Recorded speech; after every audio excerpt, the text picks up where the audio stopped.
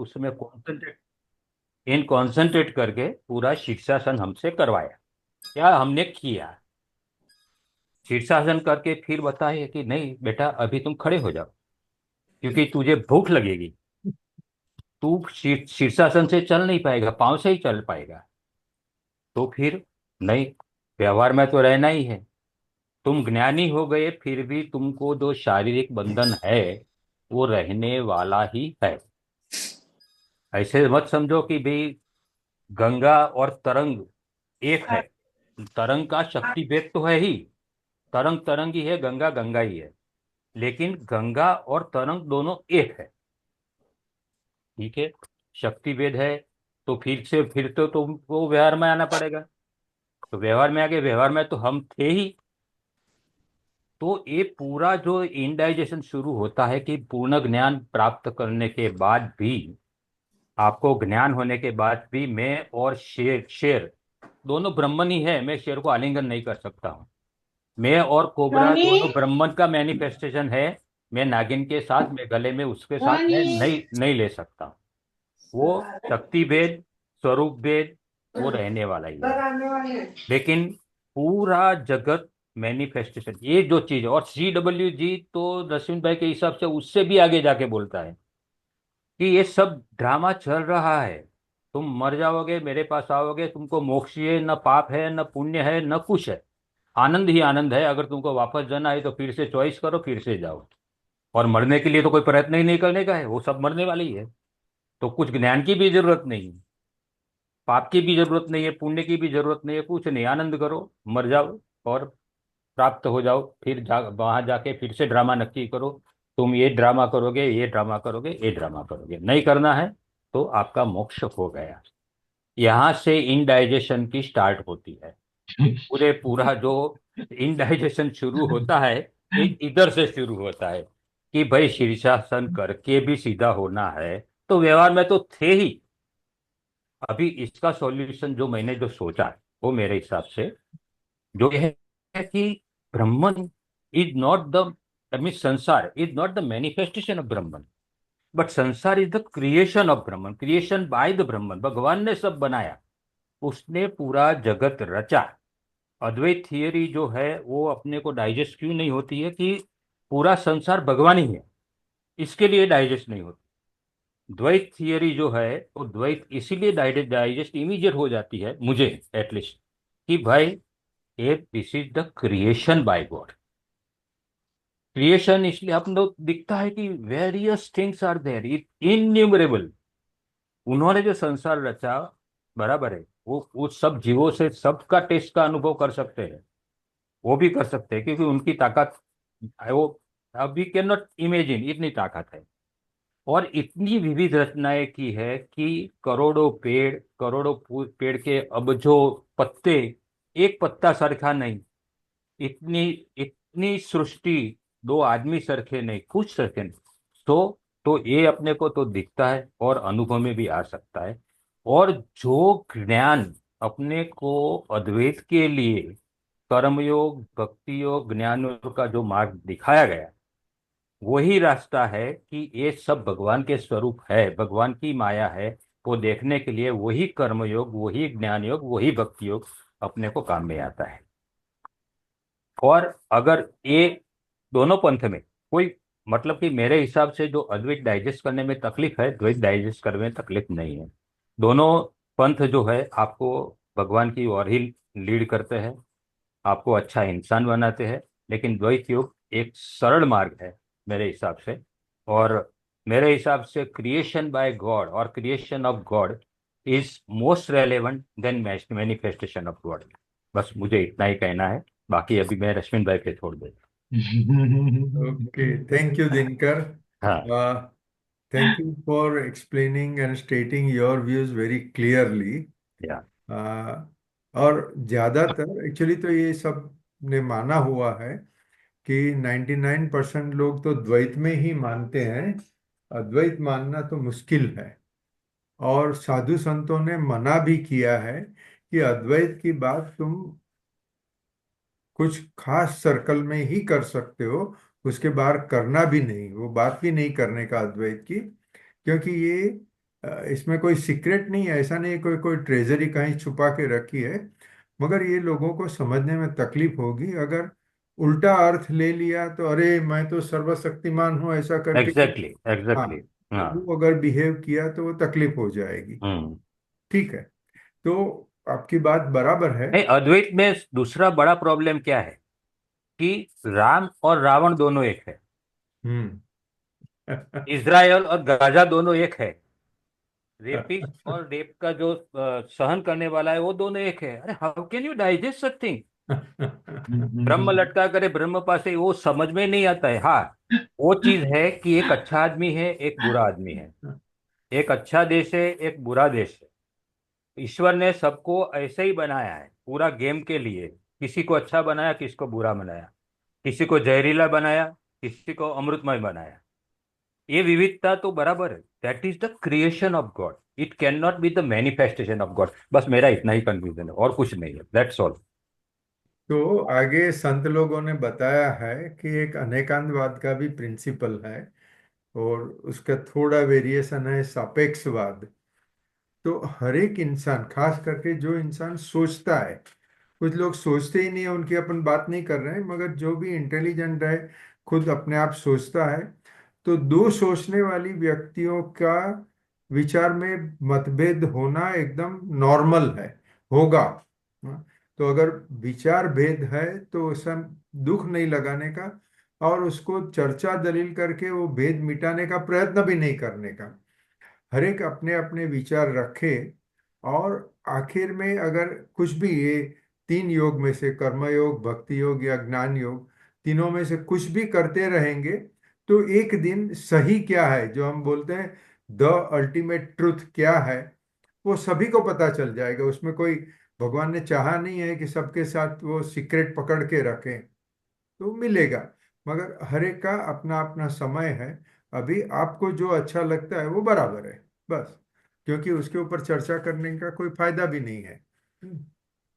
अच्छा, मुझे और दो चार इश्यूज डिस्कस करना है, मगर पहले अपने दो नए मेंबर्स हैं उनका थोड़ा इंट्रोडक्शन करते हैं। हाँ, अमर भाई को आप करेंगे, Krishna Kumar ji, introduce.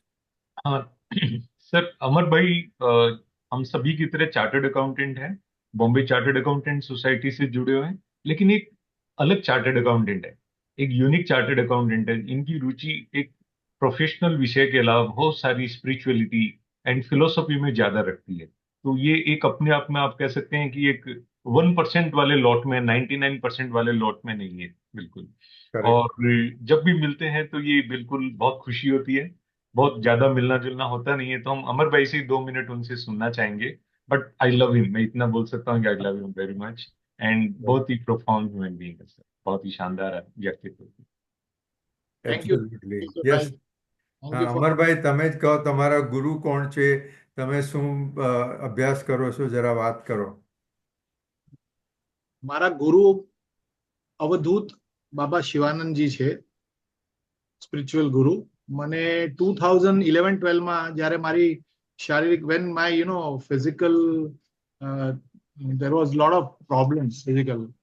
I'm suffering from a very deadly disease which is known as ankylosing spondylitis, which is a continuously deteriorating degenerating disorder.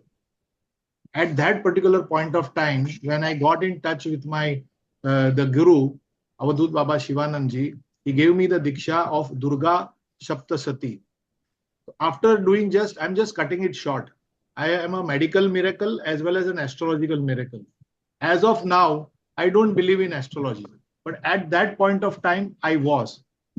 My Babaji says that you are the creator of your own destiny, and I have started believing in that. So gradually having faith and following whatever the Guru has told, I have become almost erect. At that point of time, I was like this. I think KK Bhai must have seen me. Yeah, yes. Several years, I used to carry a stick and all. And at that point of time, the doctors had also written me off, right? Tera kuch nahi hone wala hai. Or astrologers who had predicted death of some of my family members, including my mother, accurately, plus minus 3 months with the symptoms. They had also written me off. But today I am like a near normal person. I am driving my scooter. I climb mountains. I go by train. सब मेरा सब कुछ हो रहा है। तो I am grateful कि मेरे जीवन में अवधूत बाबा शिवानंद जी आए। Before that I am also thankful to this particular our BCS HRD committee. HRD committee में स्वामी स्वात्मानंद जी को बुलाया था, क्योंकि भैया आपको याद या होगा बिल्कुल याद है। विभूति यस, में, राइट? मुलसी गए थे अपन, साथ में थे हम मुलसी। लोग साथ में गए थे, वो टर्निंग पॉइंट हो गया। अच्छा। अब वो टर्निंग पॉइंट हो गया क्योंकि क्या है, मेरे जो बाबा जी है, जो माय रियल गुरु, जिसको मैं गुरु मानता हूँ, तो वो क्या वाईफाई के जैसे है, but he does not permit anyone to you know talk on this subject और वॉट एवर। बट अभी हम लोग तो इंटेलेक्चुअल है, तो हमको लगता है यार अपने को कुछ बोलना चाहिए वगैरह। तो स्वामी स्वात्मानंद जी जब आए थे चिन्मय विभूति में, तो बहुत बहुत सुंदर टीआई का प्रोग्राम था। तो he made an appeal to us कि भाई मुझे आपके जैसे लोग चाहिए, intellectual, to spread the word of Sanatan. At that time the powers was also, जो सेंटर में पावर था वो भी थोड़ा खिलाफ था, सनातन के खिलाफ।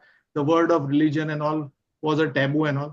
तो उन्होंने पूरा जो जो स्ट्रक्चर किया था, जो जो हमको ज्ञान दिया था वहां पे 3 दिन में, वो उन्होंने पर्सनली मुझे ट्रेन किया। Because I accepted his call, I went there, I got myself personally train from him. और फिर उन्होंने मुझे एक सोल्जर की तरह, ये स्कूल में जाओ, वो स्कूल में जाओ, इधर जाओ, उधर जाओ, वो सब वर्कशॉप करने की इजाजत दी, जो मैंने की। Believe me, trust me, after each and every workshop which I took, I got transform more than the audience. वाह। और के भैया और सबने बीसीएस में भी 2 ऐसे लेक्चर लगाए थे। सुना था हमने, देखा। So that is my journey. Now, every day, in every way, I am becoming better, better, and better. So it's a वाह, वाह। thank you, KK Bhaiya. Thank you, Rashmin Bhai, for adding me into this group. જેમ જેમ સમય મળશે એમ definitely આ તો મતલબ આપણો ભાવ મતલબ Very good, very good. It's very interesting and very inspiring. I'll Thank you. take 2-3 minutes more. Yes, okay. જે અવધૂત બાબા શિવાનંદજી છે, Hmm. એમનો એક પેટ વિષય હતો કે અમૃતસ્ય ભોજન, જે અત્યારે જે ઓર્ગેનિક ફેડ છે. See today why there are so many diseases, because the food that we consume is actually poison. એમાં જાત જાતના પ્રિઝર્વેટિવ્સ છે, એમાં જાત જાતના Amar, insect. sorry to interrupt, but there are non-Gujaratis, so if you can just speak. Okay. Sorry So there to are a lot of, yeah, fine, Nearby, thanks. So lot of pesticides, insecticides, and all those preservatives are there, and that in turn spoils the health rather than gives nutrition. So our Babaji has trained few of us, and I am a part of that, Kisan Shivir concept, where we go to Mofussil area, and whatever diksha which was given, we give it almost at a negligible cost. Our Guruji says कि थोड़ा तो लेना चाहिए, because otherwise free का value नहीं. So at a very, very throwaway price, we give them that diksha, and trust me, whoever has followed that, the yield has become more than 2 to 8 times, and this is recorded by several governments and all. Yeah, and at the same time, not only the yield increases, but the quality also improves. So I am even KK Bhaiya, our Patodia ji is also an active member. वो हमारे president है, वो किसान शिविर के, तो उनकी छत्र छाया में we go to a lot of office areas and do that. So this is my short story, and I'm a happy person. That's it. First I was depressed and all. Now I am happy without reason. आपके Thank चेहरे you. से ही लगता है, आपके चेहरे से ही Very लगता है, ब्रांड एम्बेसडर लगते हैं हैप्पीनेस के लिए। He is cool, quiet, and quietly enjoying himself. Yeah. We were together for 2 days. I could see him many times. He was happy. Happiness doesn't mean you jump and you celebrate and all that, but you can be quietly happy like a sadhu. नहीं Thank sir, you. 360 degree change हुआ है sir. हाँ, KK अमर भाई भैया, में KK भैया ने देखा है, शायद मिहिर भाई, he has also observed me. Okay, now I will introduce Absolutely true. Pramod ji. Mr. Pramod Jain is a practicing chartered accountant. His office, he is based in Pune, and he is not into our regular practice. He is into valuation and insolvency proceedings and all that. He is an athlete. He does a lot of exercise, lot of running, jogging, and all that. And he has written a few books also. So next time I would request Pramod ji, आपने जो books publish की है उसका cover page अपना ये philosophy group में भी रखना, तो जिसको भी इंटरेस्ट होएगा वो लाभ ले सकते हैं। और प्रमोद जी, आप खुद अपने बारे में कुछ बताइए। Thank you, Rashmin Bhai, and good evening to everyone. First of all, Rashmin Bhai, thank you so much for adding me to this group, and I am really very happy because I can feel the energy, even though we are sitting at different places, but Yes. I can sense, I can feel that energy. Actually, I hail from Rajasthan, did my schooling and college from there, came to Pune for doing my MBA in 1982, and since 1982, I have been in Pune. So worked in the industry for 20 years as a CFO and company secretary for few companies. Then changed my line, got into teaching and training, and then delivered my training programs in more than 50 locations in America, Russia, Asia, Europe, Middle East, Africa, every part of the globe actually. Uh, yes, I am into valuation, and I'm also on the board of a company which is listed on NSE and BSE as an independent director, and also the chairman of audit committee of that company. And yes, Rashmin bhai very rightly said, I run marathon very regularly. Have done more than 100 marathon, and Wow. and also do cycling very regularly. So I have cycled in Europe, in India, many places, Pandharpur, Pune, Pandharpur, Goa, and so many places actually. So, and two books I have authored, as Rashmin Bhai has mentioned. One is Finance for Value Creation. So this book, the whole world is today talking about corporate governance, triple bottom line, you know, 617 sustainable development goal, value creation. So this book is all about that actually. This book is truly, how to, what is the real purpose of a business? This book is all about, and this book is for everyone actually. So it's not that it's only for the non-finance people. This book is for we chartered accountant also, as useful as to anyone. The other book that I have written is You Are a Born Winner. Now, this You Are a Born Winner is not a title, it's a statement. Because all of us are truly born winner. यानी कि परमेश्वर जब हमको दुनिया में भेजता है तो सब कुछ दे के भेजता है, मस्त रहने के लिए, खुश रहने के लिए, और औरों में मस्ती फैलाने फैलाने के लिए. Unfortunately or incidentally, because of our lack of awareness, we tend to get bogged down with day-to-day problems so much that we forget as to what our main goal is in life.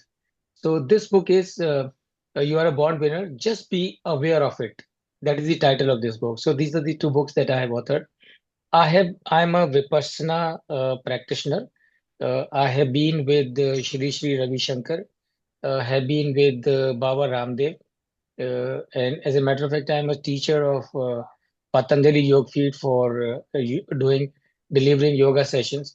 I have delivered yoga sessions all over the world actually. So when I was in ArcelorMittal, and whenever I would travel to any location, तो वो लोगों को जब मालूम पड़ता था कि मैं आ रहा हूँ, so they would send me a mail saying, sir आप आ रहे हो हमको फाइनेंस पढ़ाने के लिए, अच्छी बात है, आपको फाइनेंस पढ़ाना है या नहीं पढ़ाना है वो आपकी मर्जी है, लेकिन योगा का सेशन जरूर करवाइए. So there was so much of demand from everywhere. And I do practice yoga, meditation, pranayam every day virtually. So, and as Amar Bhai said, truly enjoying life, absolutely with God's grace, absolutely enjoying life, living blissfully. And कोशिश यही है कि खुद मस्त रहें, औरों को मस्त रखें. जैसे भगवान महावीर ने कहा कि जियो और जीने दो, तो मेरा मंत्र है मस्त रहो और मस्त करो. So this is all about me. Great. Sir मैं वेरी वेरी गुड दो प्रमोद दो भाई. मिनट बोलना चाहता हूँ सर. हाँ एक जरूर. मिनट प्रमोद जी के लिए और एक मिनट जस्ट स्टार्ट करने के लिए. हाँ प्रमोद जी के लिए तो सर ये बोलते हैं कि जैसे कोई 10 जीवन में जो चीज हासिल करता है ना वो उन्होंने एक जीवन में हासिल की है. मतलब मैं वाह. ऑलमोस्ट 18-20 साल से जानता हूँ इनको अच्छा और अच्छा. बहुत कम मिलते हैं, बहुत कम साथ रहने का मौका मिलता है, बट किसी न किसी बहाने इनके नॉलेज, इनके ज्ञान के बारे में, इनकी एक्टिविटीज एंड जो पब्लिकली सबके वेलफेयर के लिए सोचते हैं वो बड़ी बड़ी मतलब इन्फेक्शियस है एकदम. बिल्कुल उससे आप हर कोई प्रेरित होता है सर उस चीज को और आगे ले जाने की कोशिश करते हैं. बहुत प्यारे हैं प्रमोद जी भी सर. वो अपने आप में एक यूनिक चार्टर्ड अकाउंटेंट है सर. ऐसे हर कोई चार्टर्ड अकाउंटेंट नहीं मिलता सर. प्रमोद जी हम मिले थे, WRC की RRC थी लोनावला में, वहां मिले थे. Yes. और अमर जी, मैं चिन्मय विभूति में आपके साथ ही था.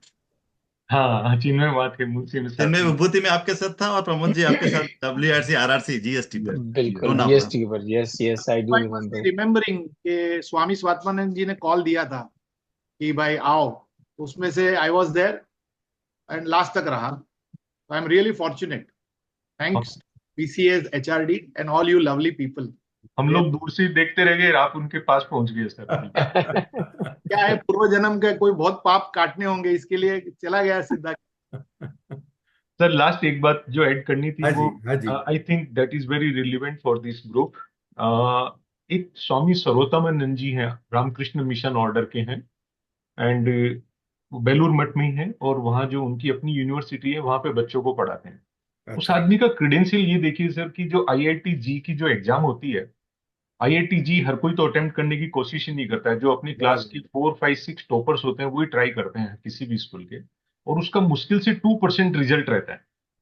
एंड उसकी फिर रैंक बनती है तो कई हजारों तक रैंक बनती है उसकी, लास्ट में 10,000 तक रैंक बनती है, और उसकी बेसिस पे फिर आपको आईआईटी सिलेक्शन होता है। जैसे टॉप का आईआईटी बॉम्बे में होगा, फिर दिल्ली, कानपुर वगैरह वगैरह में, मैड्रास वगैरह में होगा। He got second rank, okay. And he is a Maharashtrian guy. Jadhav ji उनका ओरिजिनल नाम है, जाधव। लेकिन जब वो आईआईटी जी के बाद में जब इंजीनियर बन गए, तो सर किसी कैंपस में नहीं गए, किसी कंपनी में नहीं गए, किसी रेट रेस में नहीं गए, किसी विदेशी शहर में, कंट्री में नहीं गए।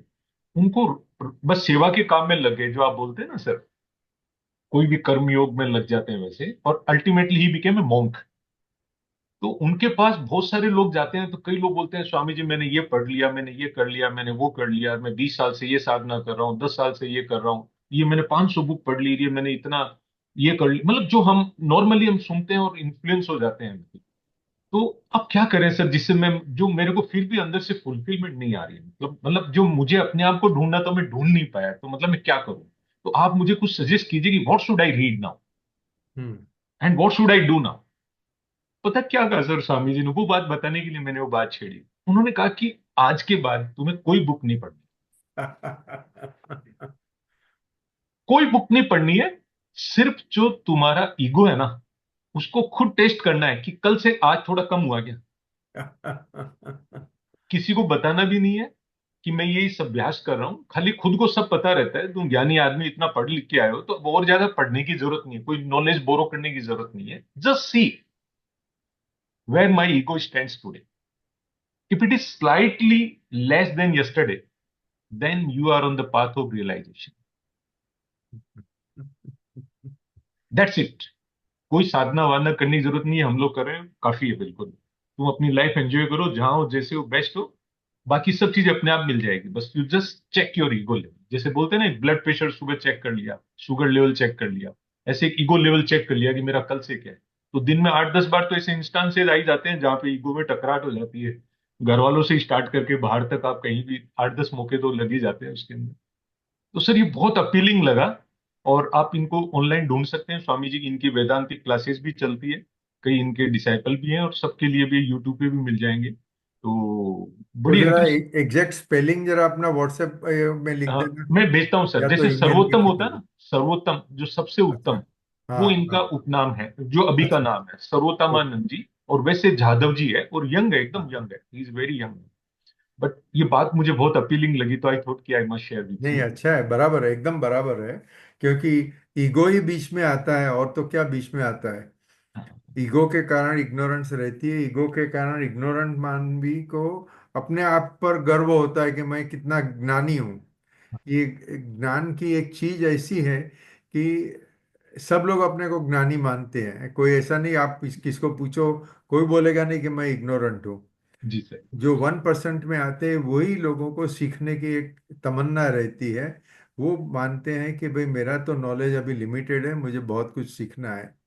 तो ऐसे सर्वोत्तमानंद जी जैसे और स्वात्मानंद जी जैसे बहुत सारे साधु, इंडिया इज वेरी लकी। अपने यहाँ तो बहुत साधु हैं, और कोई ना कोई साधु अपने को मिल जावे तो अपनी तरक्की आगे स्पिरिचुअल फील्ड पर हो जाती है। और लास्ट बात सर, जो ये ग्रुप क्यों रिलेवेंट है, ये फिलोसफी स्टडी ग्रुप क्यों रिलेवेंट है 6 साल से, जो आप हमें सिंगल हैंडेडली समझा रहे हैं, सिखा रहे हैं, और उसका जीता जागता नमूना आज दिनकर भाई ने देखो कितना ब्यूटीफुली पेश किया। और लास्ट में जो उनकी अपनी ओरिजिनल थिंकिंग थी वो भी उन्होंने 1 मिनट में रखी, वो बात दैट इज सो ब्यूटीफुल। लेकिन मैं ये ग्रुप को क्यों रिलेवेंट, यानी जीवन के प्रति, कि मैं बॉडी नहीं हूँ, मैं वो नहीं हूँ, मैं जो भी चीज नाश हो रही है मैं वो नहीं हूँ, कम से कम जो हर क्षण खत्म हो रही है मैं वो नहीं हूँ। तो ये जो भावना थी ये पहले कागजों में थी, किताबों में पढ़ते थे, अभी धीरे धीरे अंदर आ रही है उसके अंदर। तो उससे फिर जो चीज रिलेवेंट है उधर ही ध्यान रहता है, इरिलेवेंट की तरफ धीरे धीरे धीरे ध्यान कम हो जाता है सर। आई बिलीव कि ये ग्रुप सबसे ज्यादा इंपॉर्टेंट इसलिए है कि जो मोस्ट रिलेवेंट चीज है उधर फोकस रहता है, एंड जो बाकी चीजें जितनी भी उधर की तरफ बस उतना ही रहता है जितना जो एग्जाम्पल में दिनकर भाई ने बताया उतना ही, बस दैट्स इट। बराबर बराबर है। सो प्लीज सर, इन शब्दों के साथ आपको आमंत्रण है, अब आप बिल्कुल ओके। शेयर कीजिए। हम आधा आधा टाइम तो हम ही खा गए हैं सर इसका पूरा तो। नहीं नहीं, बराबर है। It's a, that is why we call it study circle. This is the concept we have taken. We are all here to learn from each other. तो सबको, और everybody is invited to contribute. Trupti ben को भी कुछ कहना है तो जरूर कहे, बहुत टाइम के बाद में आई है। नहीं, okay. Just to add with हाँ योर हाँ परमिशन रश्मिन भाई, हाँ जी। आपने जैसे कृष्ण कुमार जी कहा ना कि ये बहुत इजीली हो जाता है और सहज रूप से, जो बहुत गलत है कि हम कुछ भी पढ़ते हैं ना तो आदत पड़ जाती है ये पढ़े वो पढ़े। और मैंने मतलब बहुत लोग मिलते हैं कि मैंने इतने उपनिषद पढ़ लिए, भगवत गीता इतनी बार पढ़ ली, और वो इतना ही मतलब इतना सहजता से हो जाता है कि वो पता ही नहीं चलता कि हम में इतना अहंकार आ जाता है कि हाँ, मैंने ये पढ़ लिया है। yeah. तो इसीलिए हमेशा नहीं कहा जाता कि we have ego of our knowledge but no knowledge of our ego. तो ये हमेशा होता है इसी तरीके से। मतलब हमेशा वो एनेक्डोट है, किसी ने स्वामी चिन्मयानंद जी को कहा, और I have gone through Gita many times, किसी ने स्वामी जी को ऐसा कहा। So Swami ji beautifully replied, has the Gita gone through you? तो ये इतना हमको अहंकार हो जाता है। और जैसे नहीं, आप स्वामी जी का जब रेफरेंस दे रहे थे कि मैं इतना पढ़ा ये किया, और वो जैसे उन्होंने कुछ बताया, इसी तरीके से हमने शायद एक बार पहले भी इसको डिस्कस किया है ऐसी स्टडी सर्कल में, कि एक फॉर्मूला है, मतलब समझने के पॉइंट ऑफ व्यू से, और अपने आप को मतलब कि हम क्या, whether I am really growing on this path. तो मतलब whether I am spiritually growing और deteriorating, how do we know? तो it is beautifully given in Vedanta के पॉइंट ऑफ व्यू से। बहुत सारे स्वामीज ने उनको इस तरीके से बनाया है कि what is it is my growth of spirituality is inversely proportional to the objects of the world. अगर मैं कहूं कि मैं इतना 100% डिपेंडेंट हूं पूरे संसार पर, तो ये हो गया कि मैं 0% स्पिरिचुअली इवॉल्व हूं। बराबर। मुझे ये भी चाहिए वो भी चाहिए। अब जैसे मेरा डिपेंडेंस घटता जाएगा, इट इज डायरेक्टली मतलब inversely proportional to my spiritual growth. अगर मैं कहूं कि मैं 75% वर्ल्ड पे डिपेंडेंट हूं, तो I am spiritually evolve, that is 25% only. So इस तरीके Wow. से हम अपने आप की अंदाजा खुद ही लगा सकते हैं कि हम कितनी चीजों पे निर्भर हैं। सो दिस इज जस्ट, आपने वो स्वामी जी का एग्जाम्पल दिया, तो आपने कहा भी था 5 मिनट बोलिए, तो मेरा दोनों चीजें हो गई और उसके रेफरेंस में भी आ गया। Thank you Ashok ji, thank you. Okay. जी sir. Thank you Ashok bhai, thank you. Now, we have been discussing Gita, and for the information of Pramod Bhai and Amar Bhai, our group is taking Advait Vedant as the theme. Okay, and we have been discussing different subjects and all that. Now, Gita, some of the chapters are pure Advait Vedant. Some chapters are how to live life. So I think Gita is very popular because it combines both आध्यात्मिक and सांसारिक, दोनों चीज आप करो, इस तरह से स्पष्ट इसमें गाइडेंस दी हुई है। अभी हम गीता के अभी तक 4 चैप्टर किए, डिस्कस किए हैं। आज से 5वां चैप्टर शुरू करने का है। उसमें मैं एक चीज बताता हूँ। बहुत सारे पॉइंट्स हमने डिस्कस किए, आज एक नया पॉइंट डिस्कस करते हैं। यह है कि मोक्ष का मार्ग संसार से जाता है। हम लोग सब जो बैठे हैं यहाँ सब गृहस्थ है, तो ऐसी कोई जरूरत नहीं है कि हमें साधु बन जाना चाहिए, दीक्षा लेनी चाहिए और संसार घर बार छोड़ के तो ही अगर हमें मोक्ष मिले, नहीं, ये बात नहीं है। अभी आप जितने भी साधु संतों को मिलेंगे, वो सबका ये कहने का होता है कि ज्ञान से ही मोक्ष मिलता है, और ये कर्म भरम छोड़ दो, कर्म करना छोड़ दो, तुम पूरा ज्ञान के पीछे लग जाओ। भगवान कृष्ण स्पष्ट तरीके से कहते हैं, अभी तक हमने जो 4 चैप्टर पढ़े उसमें कम से कम 5-6 बार उनका ये स्टेटमेंट आ गया है कि गृहस्थ के लिए कर्मयोग बहुत बड़ा साधन है। कर्मयोग खुद एक स्वतंत्र तरीके से पर्याप्त साधन है। It's independently adequate for all your goals including मोक्ष। कर्मयोग की डेफिनेशन भी दे दी है कि निष्काम कर्म, आप अपने स्वार्थ के लिए कुछ कर रहे हो तो वो अपना कर्म है, सब लोग करते हैं। मुझे भी मेरी प्रैक्टिस चलानी है, मुझे भी कमाना है, मेरा घर भी चलाना है, मगर उसके बाद में, उसके साथ साथ में कुछ तो मैं संसार के भले के लिए कर सकता हूँ। अभी मैंने थोड़ी सारी कमेंट्री गीता के ऊपर पढ़ी है। मेरे हिसाब से मैंने जितना पढ़ा है उसमें ये स्वामी राम सुखदास जी एक ही ऐसे संत हैं जो खुद तो साधु है, उन्होंने तो दीक्षा ले ली, संसार को छोड़ दिया, मगर ये अभी 5वां चैप्टर आज शुरू करेंगे, वहां वेरी क्लियरली वो कहते हैं कि आप कर्मयोग करो, कर्मयोग ही श्रेष्ठ है, और उसका कारण भी बताते हैं। तो मैं तो एक खास एम्फसाइज करना मांगता हूँ कि अगर आप लोग भी सब अलग अलग साधु संतों को मिलते होंगे, सबको धर्म में इंटरेस्ट है, इसी के लिए तो यहाँ हम इकट्ठे होते हैं, तो कोई भी अगर कहे कि आपको दीक्षा लिए बगैर मोक्ष नहीं है, तो ये आप, हम कोई साधु संतों से दलील तो करते नहीं है, मगर अपने दिमाग में ये सोच के रखने का कि कृष्ण भगवान ने कहा है गीता में, और स्वामी राम सुखदास जी ने समझाया है कि अगर आप गृहस्थाश्रम चला रहे हो और वो प्रेम से, ऑनेस्टी से कर रहे हो, और उसके साथ साथ में कुछ लोगों की सेवा भी हो रही है, तो वो गृहस्थाश्रम ही आपका कर्मयोग है। दीक्षा लेने की कोई जरूरत नहीं है, तो गृहस्थाश्रम में आपको मुक्ति मिल सकती है। तो इसके लिए मैंने ये सेंटेंस कॉइन किया है कि मोक्ष का मार्ग तो संसार से होके जाता है, संसार को छोड़ के भागने की कोई जरूरत नहीं है। उसका मतलब ये नहीं कि जो साधु दीक्षा लेते हैं वो गलत कर रहे हैं। जैसे हमने अनेकांतवाद के ऊपर डिस्कस किया है, हर एक व्यक्ति की अपनी अपनी रुचि होती है, अपना शौक होता है, अपनी पसंदगी होती है। जिसको वो पसंद है, जिन्होंने संसार छोड़ देना चाहा, ठीक है, छोड़ दो। हम तो सब यहाँ जो भी इकट्ठे होते हैं वो सब गृहस्थ है, उसका मतलब है कि हमें संसार में इंटरेस्ट है। तो ये चीज लेके अभी मैं 5वां चैप्टर डिस्कस करूंगा। मैंने 2 नोट्स भेजी हैं आज, पता नहीं आपको समय मिला कि नहीं देखने का। एक तो मैंने नॉलेज के ऊपर भेजा है, और नॉलेज के ऊपर ये नोट मैंने अपना फिलोसॉफी स्टडी सर्कल में कुछ साल पहले भी सर्कुलेट किया था। आज भी फिर से मैंने किया है, खास तो इसके लिए कि अमर भाई और प्रमोद भाई आज से ही अपने साथ में ज्वाइन हुए, तो उनको भी ये पढ़ सके। Knowledge for the sake of knowledge, ये करने वाले बहुत कम लोग होते हैं।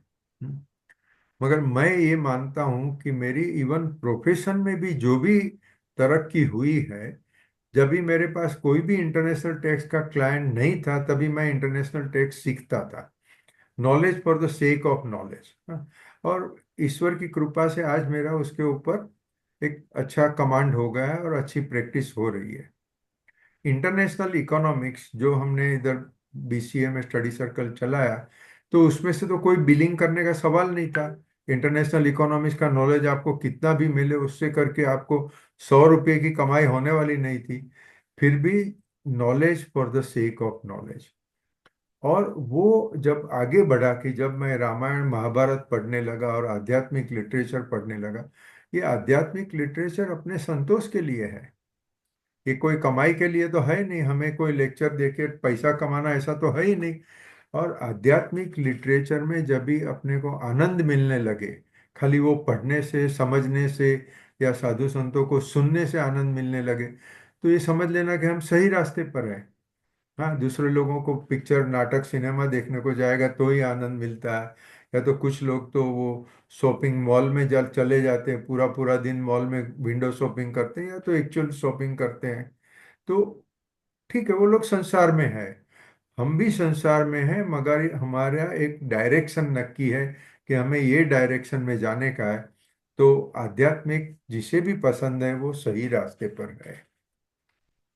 और मैं एक रिक्वेस्ट करता हूँ, अगर किसी ने भी नहीं पढ़ा होएगा तो ये नॉलेज के ऊपर का जो मेरा आर्टिकल है वो जरूर पढ़ लीजिए। तो उसमें मैंने भर्तृहरि का श्लोक रखा है नीति शतक में से।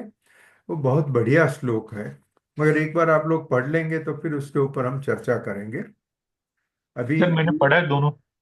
हाँ हाँ, आपने तो आगे भी पढ़ा होगा और ये आज फिर से पढ़ा है, नहीं, बराबर वो पीछे वाला भूल जाते हैं सर, सच्ची बताऊं मैं आपको, इसलिए है। हमेशा नया पढ़ना पड़ता है, वापस नहीं याद हाँ रहता है। लेकिन हाँ हाँ, ये पढ़ा बीच बीच में आता है। लेकिन हाँ, एकदम जैसे आत्मसात करना जिसको बोलते हैं ना, उसमें अभी टाइम लगेगा सर, ये घड़े को पकने में बहुत टाइम लगेगा। बराबर। एक्चुअली मैं जिसने भी नहीं पढ़ा उनके लिए, एक उनको इंटरेस्ट हो इसके लिए, भर्तृहरि जो साधु थे उनका श्लोक खाली पढ़ता हूँ। Knowledge is a wealth that the thief can not thief. न चोर चौर्यम, चोर चोरी नहीं कर सकते। आपके पास नॉलेज है, वो कितना भी बड़ा चोर आवे क्या कर सकता है? कुछ नहीं कर सकता है। वो राजा आपके पास से छीन नहीं सकता है। राजा के पास सब शस्त्र है, सब ताकत है। आप ज्ञानी हैं, राजा क्या करेगा? वो आपको दो हाथ जोड़ के प्रणाम करके बोलेगा मुझे सिखाओ, तब हो सकता है, तभी आप उसको सिखा सकते हैं। मगर वो आपके ऊपर राज्य सत्ता यूज करके आपके पास से नॉलेज नहीं ले सकता है। वो नॉलेज में आपका भाई भी आपके पास भाग नहीं मांग सकता है। बहुत सारे झगड़े होते हैं क्योंकि पिताजी की मिलकत, अभी पिताजी गए, अभी जो भी दो चार भाई बहन है सबको डिवीजन करने का है। कुछ नहीं, पिताजी का जो नॉलेज था, अगर जिसने भी चाहा उसको नॉलेज तो मुफ्त में मिलता है। नॉलेज के लिए कभी भारत देश में नॉलेज के लिए कभी कोई कीमत की सिस्टम थी ही नहीं। नॉलेज एक पवित्र चीज है, ज्ञान पवित्र है, और वो हमेशा मुफ्त में देने का है। और अपने यहाँ तो जो गुरुकुल होते थे, आश्रम होते थे, वहाँ विद्यार्थी आएंगे, वो राजा का बेटा है वो भी वही आश्रम में रहेगा। और एकदम गरीब आदिवासी का, आदिवासी वो लोग पे नहीं लेते थे वो टाइम पे, मगर गरीब आदमी का भी बेटा उधर होएगा, वो भी सब तरह से समान परिस्थिति में रहेगा, और सबको समान काम करना पड़ता था। उनकी शिक्षा पूरी हो जावे उसके बाद में वो जावे, तभी अपनी शक्ति के अनुसार वो अपनी दक्षिणा देते थे। मगर नॉलेज के लिए फी नहीं थी। और राजा लोग, श्रीमंत लोग, वो अपना डोनेशन देके वो गुरुकुल चलाते रहते थे। तो ये knowledge is a wealth that thief can not thieve, government can not acquire, your brother can not demand a share on you, and it does not weigh on you. तो करेक्ट संस्कृत वर्ड है नच भारकारी। मुझे ये शब्द बहुत पसंद है, क्योंकि एक समझो कि एक आदमी बहुत धनी है, हाँ? तो उसके धन का भार उसके मस्तक पर रहता है। भार रहता है मतलब क्या? ऐसे कोई दिमाग के और शरीर के ऊपर कुछ वजन रखा, ऐसा नहीं है। मगर उसकी बिहेवियर ऐसे हो जाती है, मैं कुछ हूँ, हाँ, मेरे पास इतनी धन है, इतनी गौल दौलत है। ये उसका बिहेवियर ही अलग हो जाता है। जिसके पास सत्ता है उसको चलने की रीत अलग हो जाती है, उसकी बात करने की रीत अलग हो जाती है। तो ये उसके ऊपर भार है। जो सही ज्ञान वाले ज्ञानी हैं वो सबसे नम्र होते हैं। बहुत बड़े बड़े हमने सब बार बार बार बात की है। रामकृष्ण परमहंस को देखो, तुकाराम को देखो, नरसिंह मेहता को देखो, रमन महर्षि देखो, चिन्मयानंद जी को देखो, क्या कपड़े पहनते थे। हाँ, ये सब के सब जो भी, रमन महर्षि तो खाली लंगोटी पहनते थे, मगर और लोग भी जो है एकदम सादे वस्त्रों में घूमते थे। उनको अपना शरीर की कोई, शरीर के ऊपर अच्छे कपड़े पहन के, गहने पहन के समृद्धि बताने का कभी कोई इच्छा ही नहीं होती थी। न च भारकारी, ये शब्द, ये फ्रेज बहुत महत्व का है। जितना भी ज्ञान बढ़ते जावे उतना आदमी नम्र होते जावे, नहीं कि वो उसके अहंकार बढ़ता जावे। व्यये कृते वर्धत एव नित्य, ये बहुत सुंदर वाक्य है और वो इसी तरह से लागू पड़ता है कि जितना नॉलेज आप दूसरों को देते हैं उतना ही नॉलेज आपका बढ़ता है। अभी हम नॉर्मली जो देखते हैं हमारा व्यवहार होता है, यहाँ व्यवहार और निश्चय का फर्क अपने को स्पष्ट दिखाई देता है। समझो मेरे पास 3 पेन है, हाँ, उसमें से एक पेन मैं किसी को दे दी, गिफ्ट दिया, ओके, तो मेरे 3 पेन में से 2 हो गई, एक पेन कम हो गई। मगर जब एक ज्ञानी पुरुष दूसरों को, मतलब ज्ञानी पुरुष या ज्ञानी स्त्री जब दूसरों को अपना ज्ञान देता है तो देने वाले का ज्ञान घटता नहीं है और लेने वाले का ज्ञान बढ़ता है। टोटल क्वांटिटी ऑफ ज्ञान तो बढ़ता ही है, मगर मैं और खास बात करता हूँ, वो जो ज्ञानी है वो उसने समझो कि ज्ञान देने का शुरू किया। वैसे अपने साधु संत होते हैं, उनको 7 साल या 12 साल आश्रम में रह के पहले तो सीखना ही होता है, उसके बाद में वो लेक्चर दे सकते हैं, भाषण दे सकते हैं, सत्संग करा सकते हैं। तो जब वो ज्ञान देने का शुरू करते हैं, that this process of giving itself increases their knowledge. आप जैसे दूसरों को देते हैं उतना आपका नॉलेज बढ़ता है। और ये, with your permission I am saying something at the cost of my humility, ये 87 में जब भी मैंने फेरा और इंटरनेशनल टैक्स अपना बीसीए में सिखाना शुरू किया, और मैं आज याद करूं कि 87 में मेरा नॉलेज क्या था, तो आज मुझे हंसी आती है कि मैं क्या सिखाता था पता नहीं है। मगर शुरू कर दिया, और करते करते करते आज ऐसे आ गई परिस्थिति कि इंडिया में कम से कम 100 चार्टर्ड अकाउंटेंट है जो इंटरनेशनल क्वालिटी में एकदम कंपेरेबल है। वो लंदन के कंसल्टेंट की कंपैरिजन में है, न्यूयॉर्क के कंसल्टेंट की कंपैरिजन में है। इतना ज्ञान भारत देश में फैल गया है। और लोग सोचते हैं कि इंडिया एकदम सडनली इतना ऊपर कैसे आ गया knowledge. Up to the year 87 तो we were zero in international tax. अपने इनकम टैक्स ऑफिसर को भी नहीं आता था, जजेस को भी नहीं आता था, और आज एक साथ में हमारे केस लो, यूरोप के 2 देश लोग अपना आईटीआर सब्सक्राइब करते हैं, टैक्समैन सब्सक्राइब करते हैं और वो अपने केस लो पढ़ते हैं। तो एक बहुत सारी प्रोग्रेस है। नॉलेज देने से नॉलेज बढ़ता है, और वो समझाने के लिए एक बहुत सिंपल चीज है, नॉलेज इज इनटेंजिबल। हाँ, वो पेन का देख एग्जाम्पल दिया है, कोई भी चीज दो तो वो टेंजिबल है। ऐसा ही इनटेंजिबल है प्रेम।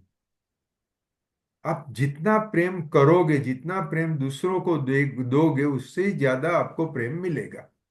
अब इसमें तो मेरे ख्याल से मुझे कोई समझाने की भी जरूरत नहीं, ये सबका अनुभव है। जो इंसान दूसरों को प्रेम करता है उसको सब लोग चाहते हैं, कुछ एक्सेप्शन होते हैं, बाकी सब लोग चाहते हैं। और जो अपने धन की, सत्ता की ऐंठ में वो घूमते फिरता है, कौन उसको चाहता है? तो ये है। और हाँ, सो बाद में आखिर में भर्तृहरि जी कहते हैं, विद्या धन सर्वधन प्रधानम। मतलब धन के भी अलग अलग प्रकार गिनो, जो सोना है, चांदी है, पैसा है, वो एक धन हुआ, जमीन मकान है, धन हुआ। विद्या धन वो सब धनों से प्रधान है। तो again I am requesting you kindly go through this article. फिर अद्वैत के ऊपर तो मैं प्रमोद जी और अमर जी से ही खाली बात करूंगा सेपरेटली। आप लोग ये नोट पढ़िए। हम तो 6 साल से अद्वैत की बातें कर रहे हैं, और 6 साल से कुछ लोग वो मानते हैं, कुछ लोग नहीं मानते हैं, फिर भी हमारा चर्चा डिस्कशन चलते रहता है। हाँ? वो अद्वैत ये नोट में मैंने थोड़ा सा समझाया है। अभी कुछ मैं लोग 100% मानते हैं, कुछ 90% मानते हैं, कुछ 95 मानते हैं, एकदम जीरो वाले तो एक भी नहीं है सर। बराबर है, बराबर है। और एक्चुअली ये भगवान ने बहुत स्पष्ट तरीके से कहा है, ये हमारा हमारा जीवन एक मुसाफरी है, एक यात्रा है। हाँ, आप अयोध्या ही जाओ या द्वारका जाओ तो ही यात्रा हो, ऐसे नहीं, पूरा जीवन ही यात्रा है।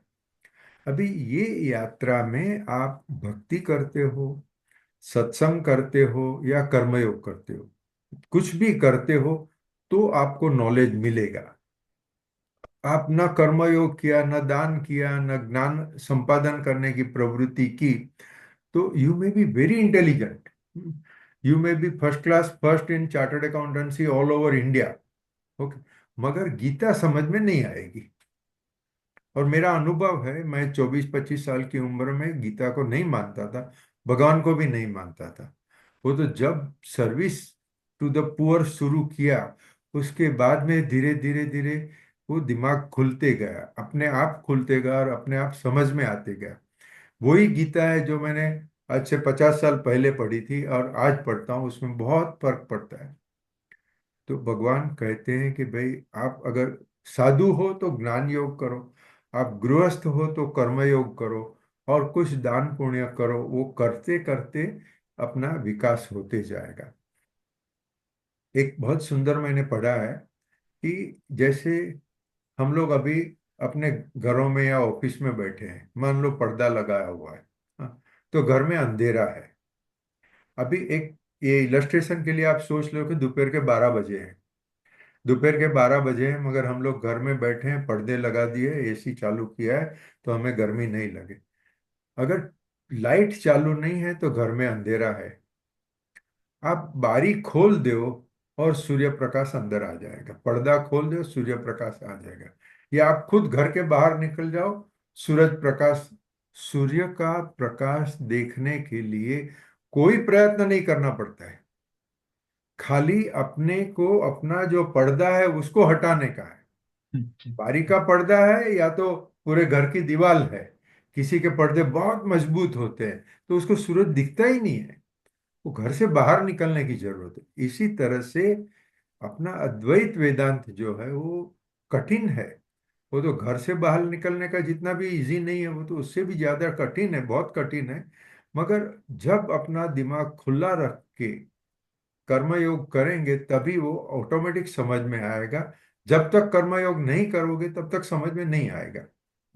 अभी अमर भाई ने इतना सब साधु संतों का सत्संग किया है। अशोक भाई कटोरिया तो वो तो एक अलग ही इंसान है, बहुत ही, उनका तो चिन्मयानंद चिन्मया मिशन में चलते ही रहता है।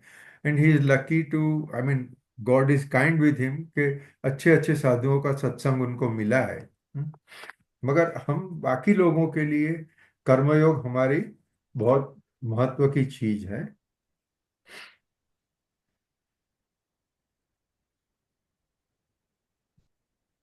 आगे हम गीता में आगे के चैप्टर जो स्टडी किए उसमें एक बार आते हैं, गुण ही गुणों में खेल रहे हैं, ऐसा कृष्ण भगवान ने अर्जुन को बताया था। क्योंकि अर्जुन को लग रहा था कि अगर मैं युद्ध करूंगा तो मेरे रिश्तेदार मारे जाएंगे, मेरे गुरुजन मारे जाएंगे, मेरे गुरु के ऊपर मैं हथियार कैसे उठा सकता हूँ, ये सब उसको प्रश्न थे। वो उसके लिए जवाब भी भगवान देते हैं, मगर करीब करीब 12, 13, 14 अध्याय तक तो अर्जुन को कुछ समझ में अभी तक नहीं आया है। तभी भगवान उसको यही कहते हैं, ठीक है, तू अभी तेरा कर्मयोग कर, और तेरा कर्मयोग युद्ध लड़ने का, ये धर्म युद्ध है, तू धर्म युद्ध कर, तू धर्म युद्ध कर, तभी पता चलेगा कि प्रकृति प्रकृति में खेल रही है। हम मोक्ष और मुक्ति ये शब्द क्यों बोलते हैं? सब ज्ञानी लोग बोलते हैं इनको मुक्ति, अपने को अपना जीवन का ध्येय है मुक्ति पाने का। अरे भाई, मैं तो खुला हूं, मैं मुक्त हूं, मैं चाहे वहां जा सकता हूँ, अभी बंबई में हूं, कल को दिल्ली जा सकता हूँ, कौन मुझे रोकता है? कोई नहीं रोकता है। तो ये मुक्ति शब्द क्या है? तो इसकी ऑफकोर्स सब लोग जानते हैं, फिर भी मैं खाली 1-2 मिनट में बताता हूँ कि as per Advaita Vedanta, you are ब्रह्मन, तत् त्वम असि, अहम ब्रह्मास्मि, आई एम ब्रह्मन। अभी ब्रह्मन इज ओमनी पोटेंट, उसकी शक्ति की कोई सीमा ही नहीं है, और वो ओमनी साइंट है, उसकी ज्ञान की कोई सीमा नहीं है, और वो हमेशा आनंद में ही है, सच्चित आनंद। ये ब्रह्मन का लक्षण है कि वो हमेशा आनंद में है, और वो आनंद इतना अनंत आनंद है कि जिसकी हम कोई कंपैरिजन नहीं कर सकते।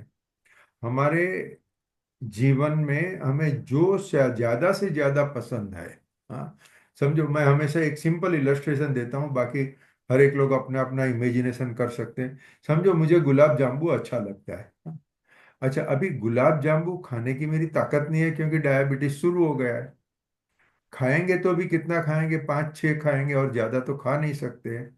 तो शास्त्रों में कहते हैं ऐसा समझ लो कि एक जवान आदमी है, कोई बीमारी नहीं है, उसको डायबिटीज की तकलीफ नहीं है, वो जेनेटिकली कितना भी खावे उसको कोई तकलीफ नहीं होने वाली। उसने समझो 50 गुलाब जामुन खा लिए, फिर क्या?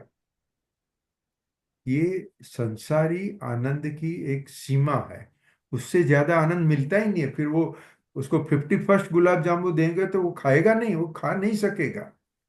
जबकि ब्रह्मन का जो आनंद है, सच्चित आनंद की जो बात है, उसमें अनंत आनंद है, वो आनंद ही आनंद है।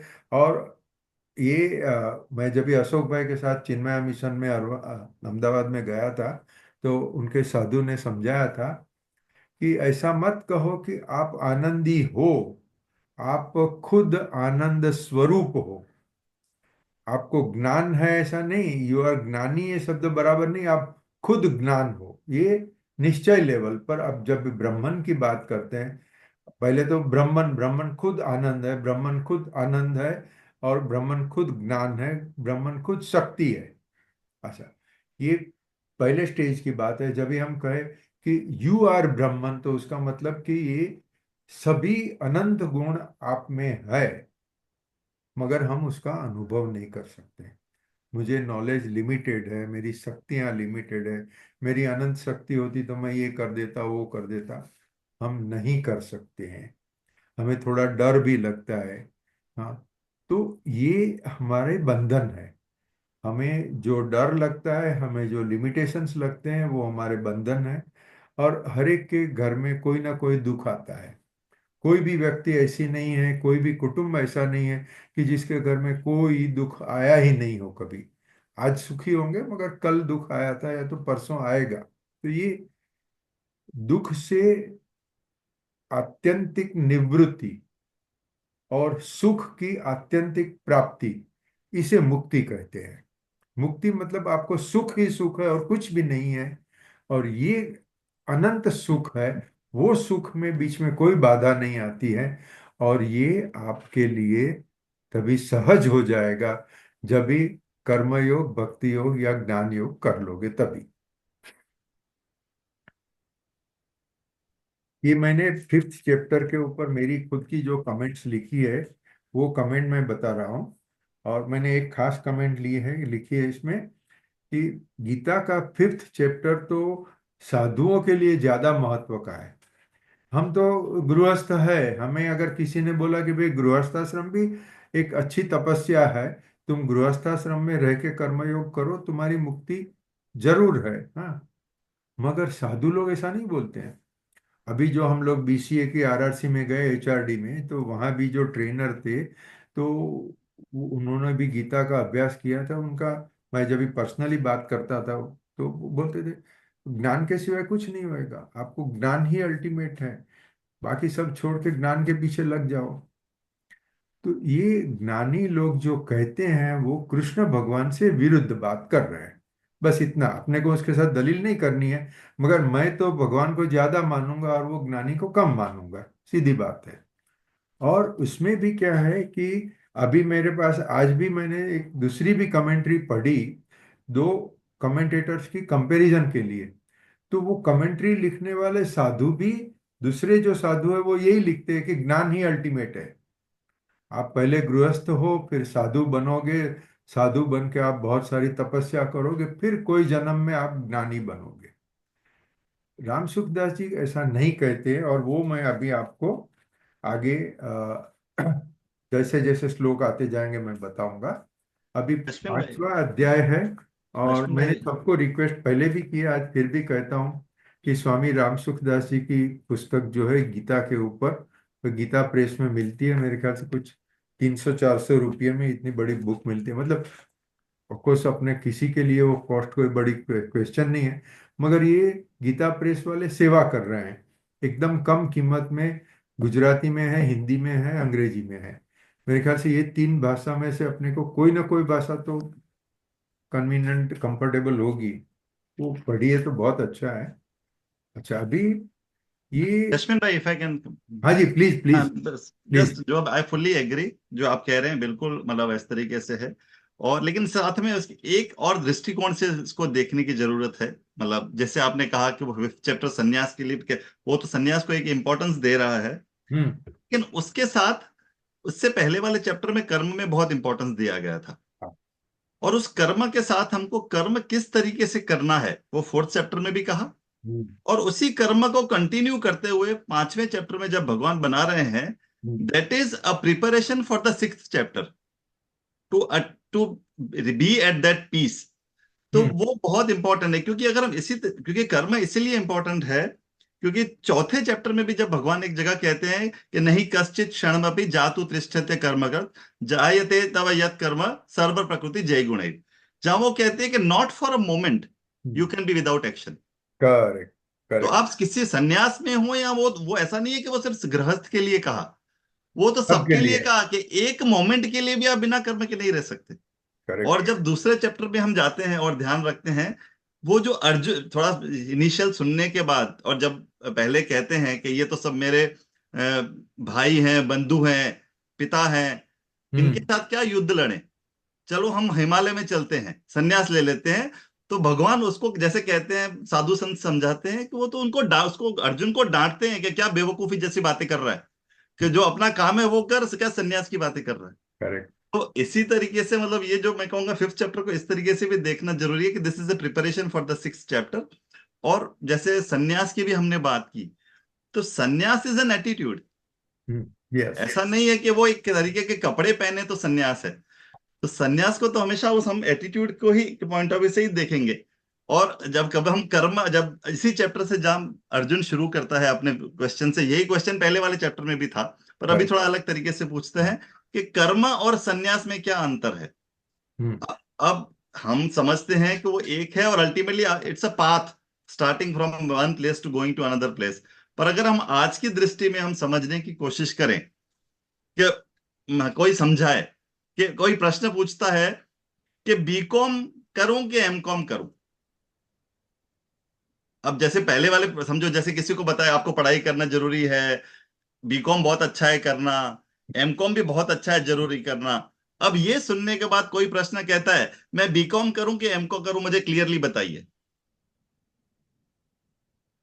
तो यही प्रश्न अगर हम इस तरह दृष्टि से देखें, तो अर्जुन यही प्रश्न कर रहा है कि मैं कर्म लूं कि संन्यास लूं, जहां भगवान डिटेल में कहते हैं ultimately it leads you to to a path, ultimately it's a preparation for the sixth chapter. और उसी तरीके से कर्म का कर्म योग, और मैं थोड़ी देर में निकलूंगा, लेकिन एज अ, हमने कर्म योग की बहुत बार बात की है। A food for I leave a food for thought after 5 minutes के हर हर कोई विचार कर सके इस बारे में। और मैंने भी किसी स्वामी जी से ही सुना था कि हम कर्म योग की बात हमेशा करते हैं, कर्मयोग करें, कर्मयोग करें। हम कैसे जाने कि कर्मयोग हो रहा है?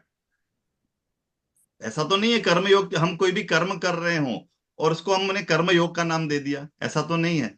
तो हमको कैसे पता चले कि सही में कर्मयोग हो रहा है कि कर्म के बंधन में फंस रहे हैं? तो यही एक जस्ट बात I wanted to put before it, कि अल्टीमेटली ऐसा it's a path leading from karma to a process which is called sannyas, and sannyas is not wearing those clothes. It is an attitude where you continue to do your karma, not just grahastha but anyone, everybody. और जहां भगवान चौथे chapter में इसको clearly clarify करते हैं, नहीं कश्चित क्षणम अपि, not for a moment you can be without action. Just I wanted to add this to what you said Rashman bhai, sorry to तो interrupt bhai, you. Sir many thanks to you. इसका जवाब है ना, मैं आपका ही भेजा हुआ एक वीडियो से देता हूँ, छोटा सा 2 ही मिनट में, और एक किसी अच्छे अद्वैत के जो ज्ञाता ने जो कहा वो बताता हूँ उसके अंदर। स्वामी स्वरूप प्रियानंद जी की हम सब जानते हैं, समझते हैं, उनकी वीडियो देखते हैं, जो न्यूयॉर्क में अथॉरिटी है पूरे वर्ल्ड वाइड अद्वैत वेदांत पे। तो वो बोल रहे थे कि एक बार मैं इंडिया आया हुआ था, तो यहाँ पे जो सीआईएसएफ है, सेंट्रल इंडस्ट्रियल सिक्योरिटी फोर्स वाले, जो एयरपोर्ट पे सिक्योरिटी करते हैं, तो उनको पता लगा कोई बहुत बड़ा महाराज आया हुआ है, तो जरा इसको पूछे कि यार भाई, मतलब कुछ हमारे लिए भी बताओ महाराज, अब आप चले जा रहे हो अमेरिका, तो कुछ बताओ हम कैसे जिए अपनी जिंदगी। तो उसको घेर लेते हैं और वो 5-6 लोग साथ में आ जाते हैं उसके अंदर।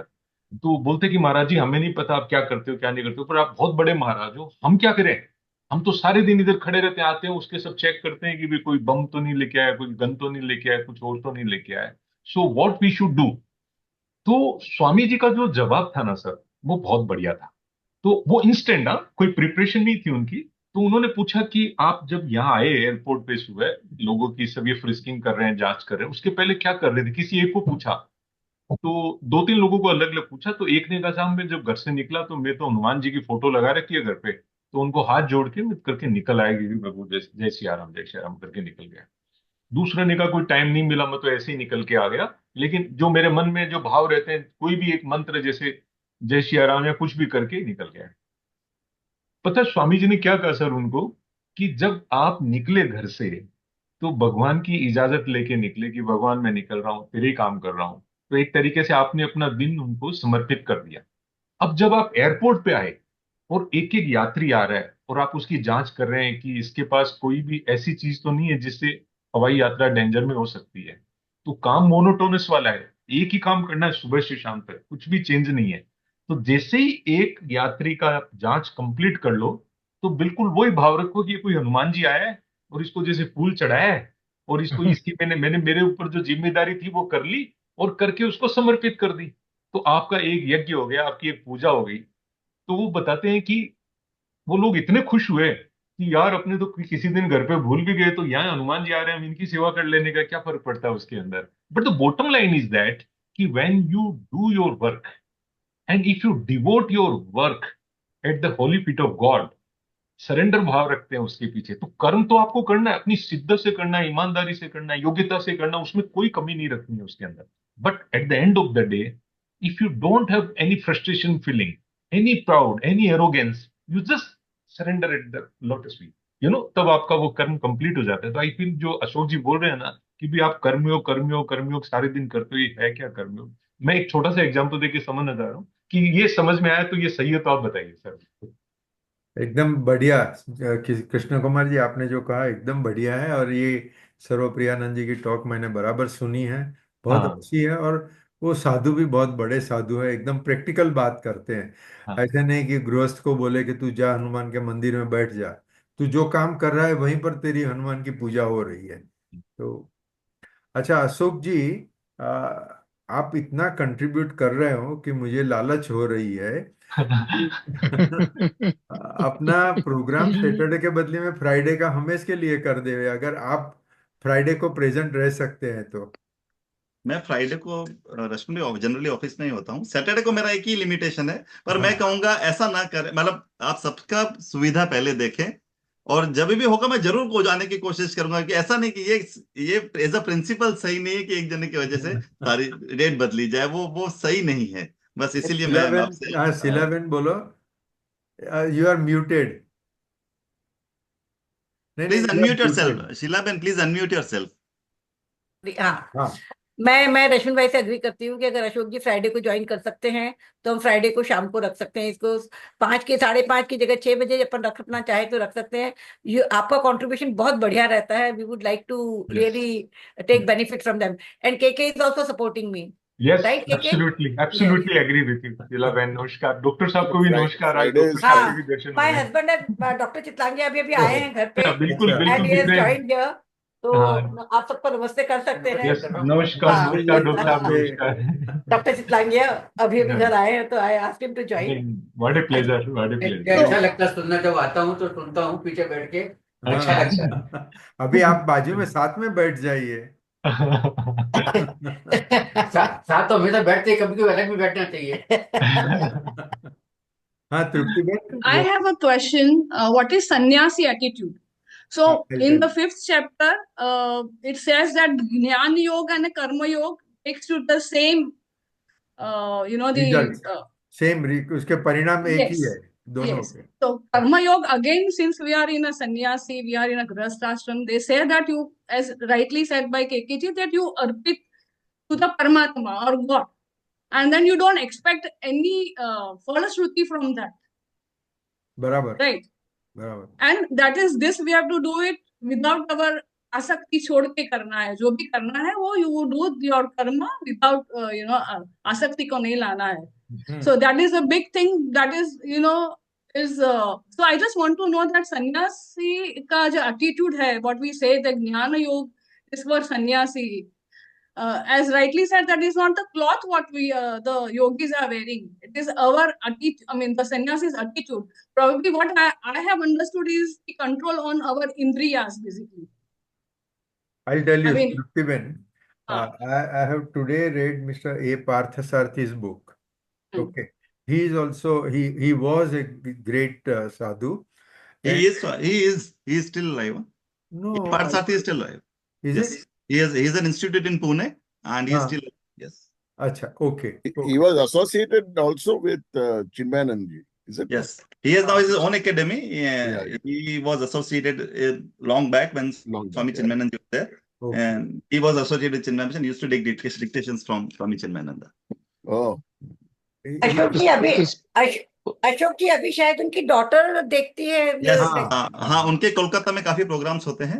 अब आपकी मुंबई की जया राव हैं, आपने अगर हाँ, सुना हाँ। हो, मैं कभी कभी हाँ, हाँ। शेयर किए हैं। She has learn from Swami Parthasarathy, A Parthasarathy, Okay, and he has very beautiful book. और कभी कभी मैंने आपको रेफरेंस, उनकी एक बुक भी है, select English poems. I would अच्छा। रिकमेंड, क्योंकि बहुत सारी Okay. अच्छी पोएम्स, उसमें 15 से 20 पोएम्स है, select English poems by A Parthasarathy, worth reading it, and he has explained all the poems. अपने ग्रुप में धर्मेंद्र भाई है, अभी कुछ 2-3 महीने से नहीं आ रहा है। ये उनकी पुस्तक है, complete works of A Parthasarathy. Complete works of A इसमें होगी, पार्थसारथी। हाँ, इसमें पोएम्स होनी चाहिए, क्योंकि इसमें है, सब है। कवर्ड है। Yes. बराबर है वो बुक्स। मेरे पास सब इंडिविजुअल अलग अलग बुक्स हैं। अच्छा, हाँ, बराबर है, बराबर है। तो ये मुझे धर्मेंद्र भाई ने गिफ्ट दी थी, तभी मुझे पता चला। और ये बुक मैं जैसे जैसे पढ़ते गया तभी मुझे ख्याल में आया कि हिंदू साधु आदि शंकराचार्य का इतना रिस्पेक्ट क्यों करते हैं। बहुत ही रिस्पेक्ट करते हैं, क्योंकि जितना आदि शंकराचार्य जी की जो भी लिखावट है, जो भी हम पढ़ेंगे तो इतना अच्छा लगता है कि वाह, क्या अच्छा सा लिख दिया इन्होंने। और बहुत हाई लेवल का लिखते हैं। ये कंट्रोवर्शियल है, लेकिन नमन करके मैं सबको बोलूंगा कि मैं हमेशा जनरली कहते हैं, अगर आदि शंकराचार्य नहीं होते हाँ, तो आज शायद हम सब बुद्ध होते। उसमें हाँ। कुछ गलत या सही गलत मैं नहीं कर रहा हूँ, इट्स मे बी किसी को थोड़ा कंट्रोवर्सी लगे, लेकिन अगर वो नहीं होते तो आज हम बुद्ध होते। उसमें वो, हाँ, बराबर है, कंट्रोवर्शियल है तो कंट्रोवर्सी हाँ, छोड़ दे, पढ़ देते क्योंकि हैं। मुझे तो उसमें कोई नुकसान नहीं लगता है। हाँ, कुछ भी होते, ठीक है। हाँ। मगर ओके, मैं ये बात पर आता हूँ। जो पहले तो तृप्तिबेन का जो सवाल है उसके ऊपर मिस्टर पार्थसारथी ने लिखा हुआ है कि कर्मयोग करने का होता है, वो हम अपनी इच्छा से करते हैं, किसी की सेवा करते हैं, किसी को दान करते हैं, या तो जैसे कृष्ण कुमार जी ने कहा कि मैं जो भी काम अपना करता हूँ वो करते करते समय भी मेरे दिमाग पूरा भक्ति में लगा हुआ है कि मैं ये कृष्णार्पण करके कर रहा हूँ। ये एक हुआ। संन्यास करने की चीज नहीं है, ऐसा इन्होंने स्पष्ट लिखा है। संन्यास वो आपके मन की अवस्था है, आपकी बुद्धि की अवस्था है। तो सन्यासी मतलब ये नहीं कि उसने वो ऑरेंज कपड़े या सफेद कपड़े पहन लिए और घर बार छोड़ के चला गया, नहीं। सन्यासी सही माने में वो है जिसे संसारी चीज का लोभ प्रलोभन नहीं है, उसमें कोई मोह नहीं है, और उसकी चित्त वृत्ति 100% परमात्मा प्राप्ति में, या आत्म साक्षात्कार बोलो, ब्रह्म साक्षात्कार बोलो, जो हम अल्टीमेट ट्रुथ बोलते हैं। अल्टीमेट ट्रुथ तो मेरे ख्याल से हम यहाँ जो भी बैठे सबने पढ़ लिया, सबने सुन लिया, मगर उसका रियलाइजेशन होवे, वो रियलाइजेशन उनका सब प्रयत्न रहता है। और वो ईश्वर साक्षात्कार के प्रयत्न में फिर उनको संसार के प्रति उदासीन हो जाते हैं। उदासीन शब्द के बहुत सारे अर्थ होते हैं, मगर जब इस साधु लोग वो शब्द यूज करते हैं तो उसका मतलब है कि वो संसार के प्रति उदासीन है, उनकी प्रीति सिर्फ परमात्मा में है। तो ये हुआ सन्यासी एटीट्यूड का सवाल। उसका वो तो स्वभाव ही बन गया, उसमें उसको करना क्या है। हाँ, अभी रमेश भाई बहुत चैरिटी कर रहे हैं तो उनको ये नहीं लगता है कि मैं इसको ये पैसा दिया, वो उनका स्वभाव बन गया, वो करते ही हैं। फिर उसमें कृष्ण कुमार जी मानव वगैरह मदद करते हैं, वो कृष्ण कुमार जी बहुत शौक से जाके मदद करते हैं। वो कृष्ण कुमार जी के दिमाग में ये नहीं आता है कि मैं रमेश भाई को मदद कर रहा हूँ या मैं फला संस्था को मदद कर रहा हूँ, नहीं, ये उनका स्वभाव बन गया है। तो जब इंसान का स्वभाव कोई चीज में परिवर्तन हो जावे तो वो बहुत बड़ी तरक्की है। तो इसके लिए यस, सन्यासी का महत्व है। हाँ, बराबर है, अशोक जी कहते हैं कि वो 5th चैप्टर में आगे आता है सन्यासी का, हम वो पढ़ेंगे भी। मगर एक चीज में Ashok ji, with your kind permission I would submit to disagree. आपने जो कहा ना कि मुझे बीकॉम करना है या एमकॉम करना, हाँ, उसका मतलब जो पार्थसारथी जी ने भी अपनी पुस्तक में बताया कि कर्मयोग आपकी पहली स्टेज है, उसमें उत्तीर्ण हो जाओ फिर आप साधु बनोगे, मतलब फिर ज्ञान योग आएगा, मतलब सन्यासी बनोगे, फिर 3rd स्टेज है कि आप ज्ञानी बनो। हाँ, तो बीकॉम हुए, एमकॉम हुए, पीएचडी हुए। ये मत जो है उससे राम सुखदास जी का मत अलग है। राम सुखदास जी कहते दोनों बीकॉम है या तो दोनों पीएचडी है। ओके, आप सिर्फ कर्मयोग करके ईश्वर प्राप्ति कर सकते हो, और ईश्वर प्राप्ति के लिए कर्मयोग के सिवा और किसी भी चीज की जरूरत नहीं है। मगर कर्मयोग की डेफिनेशन दी है। कर्मयोग करने से अहंकार नहीं आना चाहिए, अपने को प्रतिष्ठा चाहिए, मान सम्मान चाहिए, ऐसा नहीं आना चाहिए मैं कोई बड़े ट्रस्ट का ट्रस्टी प्रेसिडेंट बन जाऊं, ऐसी कोई ख्वाहिश नहीं है। मेरी ख्वाहिश सिर्फ इतनी है कि दूसरों का भला होवे बस। और वो भला होवे वो भी पुण्य संपादन करने के लिए भी नहीं है, वो कृष्णार्पण करके मैं कर रहा हूँ। ये तो कृष्ण की, आप जो भी भगवान जिसको मानते हो वो भगवान की इच्छा है, मैं भगवान की इच्छा से भगवान के इंस्ट्रूमेंट के हिसाब से वो मदद कर रहा हूँ। ये अगर किया तो राम सुखदास जी कहते हैं कि ये कर्मयोग पर्याप्त है। और आगे बिल्कुल अश्विन भाई, मैं हाँ भी जी, यही कह रहा हूँ, लेकिन मैंने एग्जांपल इस तरह के दिए, मैं ऐसी यही बात को मैं कह रहा हूँ, अच्छा, लेकिन मैंने ओके, समझाने के पॉइंट ऑफ व्यू से बीकॉम और एमकॉम इसलिए एग्जांपल मैंने एमकॉम कर लिया, हाँ हाँ, बरोबर, तो मैंने बीकॉम तो कर ही लिया, ऑलरेडी आ गया, हाँ आ गया, तो ऐसा तो नहीं है कि अब मैंने समझने के लिए उस बीकॉम को कर्मयोग कहा, सन्यास को एमकॉम कहा। लेकिन अगर मेरे में यही अवस्था पहले ही आ जाती है कि मैं सपोज वो कर्मयोग में ही मेरे को पता है मेरा लाइक्स और डिसलाइक्स में ऊंचा उठ चुका हूं, तो बराबर, मैं उसको समझाने के लिए एमकॉम कहूंगा, सिर्फ एक जस्ट समझने के ओके लिए। ओके। आप और आप जो कह रहे हो मेरे में दोनों में कोई अंतर नहीं, एक ही चीज। हाँ एक हाँ, मिनट हाँ जी शीला बेन। हाँ, मेरा क्वेश्चन अशोक जी से है। अब जिन्होंने सन्यास के बारे में कहा है, तो अशोक जी, सन्यास और वैराग्य, उसका जरा डिफरेंशिएशन कुछ करना है तो बताइए। हाउ इज सन्यास डिफरेंट फ्रॉम वैराग्य, और हाउ आर दे कनेक्टेड? वैराग्य में ज्यादा फिजिकल, मैं जितना मैं समझता हूँ ज्यादा फिजिकल होता है, पर ultimately it is always an attitude. सन्यास में क्या, you rise behind above the pair of opposites, like dislike जैसी कोई चीज नहीं होती। वैराग्य आपको इट्स प्रैक्टिस, कि आप उसको प्रैक्टिस करते रहिए कि ये आज मैंने ये छोड़ा, इस तरीके से क्या मैं कर पाता हूं, कितनी मेरी डिपेंडेंसी है लोग। और इसी तरीके से सन्यास इज ऑल्सो एन एटीट्यूड, जहां पे आप कोई भी चीज कर्म करते हैं, या जैसे मैं उसी का, जैसे हमने फुट फॉर थॉट दिया था, या कृष्ण कुमार जी ने कहा कि वो स्वामी जी का एग्जाम्पल दिया, क्योंकि हम बहुत बार क्या कर लेते हैं, कर्म करते हैं, एंड इट इज वेरी, जब हम बहुत पढ़ने लगते हैं ना, मैं जस्ट अपनी बात करूंगा, आसानी से उसको कर्मयोग कह देते हैं कि मैं तो कर्मयोग कर, अब कैसे पता चले कि मैं कर्मयोग कर रहा हूं कि कर्म में फंसता जा रहा हूं। अब सन्यासी को ये बिल्कुल नहीं होता, हाँ जो जो सही सन्यासी है। अब कृष्ण कुमार जी आपने जो कहा बिल्कुल वही सच है, और मैं उसी को सिंपल उसमें कह देता हूं, मैंने कोई कार्य किया, अब वो मैंने कर्म में फंसा कि या मैंने कर्म योग किया, उसको जानने का एक सिंपल सरल रास्ता ये है, वो करने के वक्त और वो करने के बाद, whether my mind is equanimous, अगर मेरा मन समत्व है तो हम समझ जाएं कि वो कर्म योग हो रहा है। But if it is agitation, अगर मैं कोई भी चीज कर रहा हूं, फिर वो कार्य करते समय या नहीं तो उसके फल के समय मैं एजिटेटेड हूं, तो मतलब मैं कर्म योग में नहीं हूं, किसी और चीज में फंसा हूं।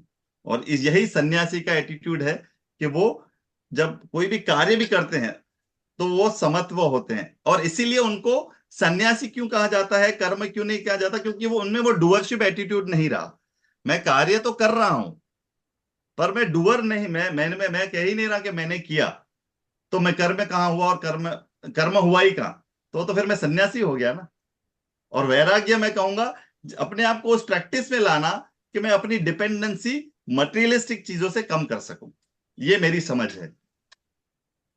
just to add, शीलाबेन एक सेकेंड अमर भाई, शीलाबेन मैं डॉक्टर साहब का एग्जांपल देके बताता हूँ। आज मौका है, डॉक्टर साहब से दर्शन भी हुए हैं, so I will take example from doctor साहब की। डॉक्टर साहब इतने लोगों की सर्जरी करते हैं, इतने लोगों को पीड़ाओं से मुक्त करते हैं, लेकिन जब वो सर्जरी शुरू करने से लेके सर्जरी कंप्लीट करने तक अगर उनके मन में ये भाव रहता है कि मैं एक गॉड का इंस्ट्रूमेंट हूँ, उसी ने मुझे योग्यता दी है, ये मौका दिया है, इसकी पीड़ा को मैं दूर कर सकूं, और वो पीड़ा दूर करते टाइम खुद का कोई निजी कोई भाव नहीं होता, और वो सर्जरी सक्सेसफुल रहने पे भी वो श्री कृष्ण के चरणों में अर्पित करते हैं, तो एक तरीके से उनका ग्रस्त में रहते हुए वो एक तरीके से वैराग्य है अपने काम के प्रति, काम शिद्दत से कर रहे हैं, लेकिन काम के प्रति अटैचमेंट नहीं है उनका कि भाई ये मैंने किया, ये मैंने किया, ये मैंने किया, मुझे इसकी रिकॉग्निशन चाहिए, मुझे इसकी अवार्ड चाहिए, मुझे इसकी वाहवाही चाहिए।